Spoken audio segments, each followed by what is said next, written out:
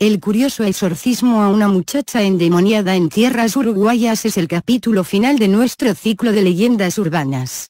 Culminamos nuestro ciclo de leyendas urbanas quizá definitiva, quizá temporalmente con un último relato del interior del país.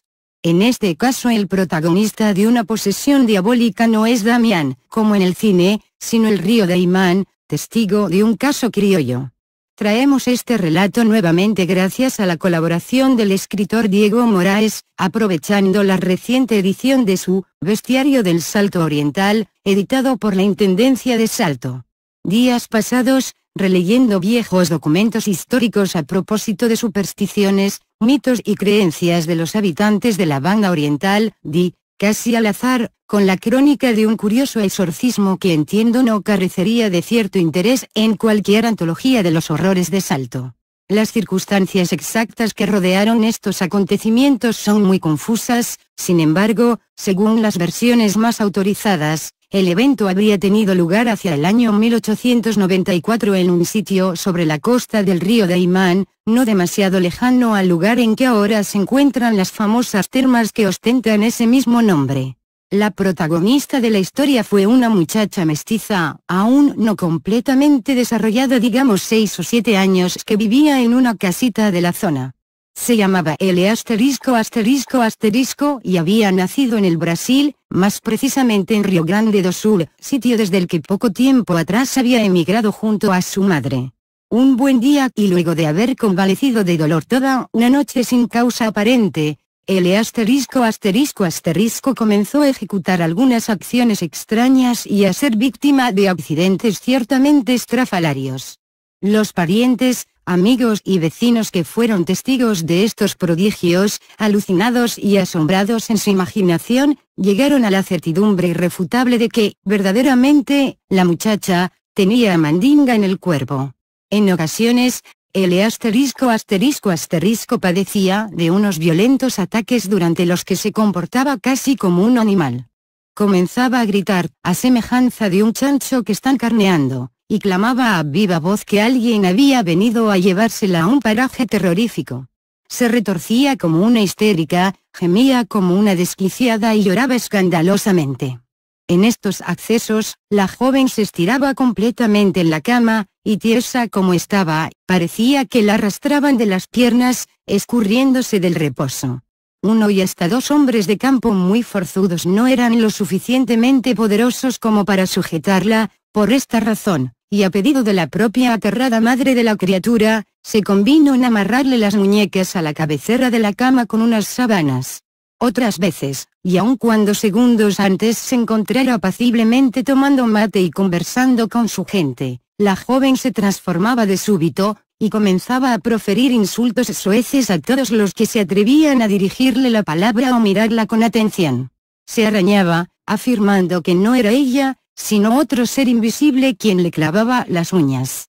Golpeaba con recias patadas las puertas, las paredes, los muebles y las ventanas de la casa, y hasta se orinaba o defecaba en los rincones. También articulaba unos silbidos muy penetrantes, que parecía provenir de lo profundo del bosque circundante. Otra costumbre extravagante de la poseída era la de salir intempestivamente a los fondos de la casa y desde allí arrojar piedras al aire con tan milagrosa habilidad que las piedras retornaban al mismo lugar del que habían partido. Otro rasgo extraño de la historia es que esta endemoniada, antes de haber entrado en este estado, no hablaba sino su lengua natal, el portugués. No obstante, desde que iniciaron los ataques, la muchacha comenzó a expresarse con tal corrección el castellano como si fuera una nativa, al punto que ni siquiera por el acento pudiera distinguirse del habla de los hijos del país, circunstancia que provocó la perplejidad de los vecinos. La situación de L empeoraba cada vez, y entonces llegó un momento en que la familia de la niña se vio obligada a tomar cartas en el asunto. Se decidió, entonces, convocar a un exorcista. Sin embargo, y diferencia de lo que nos tienen acostumbrados los argumentos de las series televisivas, este ritual no fue llevado a cabo por un sacerdote de la Iglesia Católica, sino por el contrario, por un curandero popular. Pocos datos hay sobre este oscuro personaje, salvo que se trataba de un viejo con fama de brujo y de hechicero, y que ya tenía alguna experiencia en los métodos del magnetismo animal. Aunque también es cierto que, pese a su condición profana, las figuras y los instrumentos de que se valía para sus conjuros eran los mismos que se esgrimen en la liturgia cristiana. También el exorcista, además de brebajes y conjuros, portaba un crucifijo, rociaba agua bendita e invocaba el glorioso nombre de Dios. Pese a tantas previsiones, el exorcismo culminó en un rotundo fracaso. Ya desde el principio, la endemoniada manifestó toda serie de irreverencias hacia los poderes de su sanador. Por ejemplo, el exorcista recitaba oraciones y le decía cosas tales como: «Clama, hija mía, Dios conmigo y el diablo al infierno», y la joven, enfurecida, respondía insultante: «El diablo conmigo y Dios a la p». En tales contratiempos, y como todo recurso, el exorcista la rociaba con más agua bendita y rezaba cada vez en tono más solemne. Por supuesto que, por momentos, el exorcismo parecía dar algún resultado, pues la muchacha cesaba de maldecir y no realizaba tantas extravagancias, pero el mal pronto volvía a exacerbarse. Y el conforme pasaban los días, estaba cada vez peor.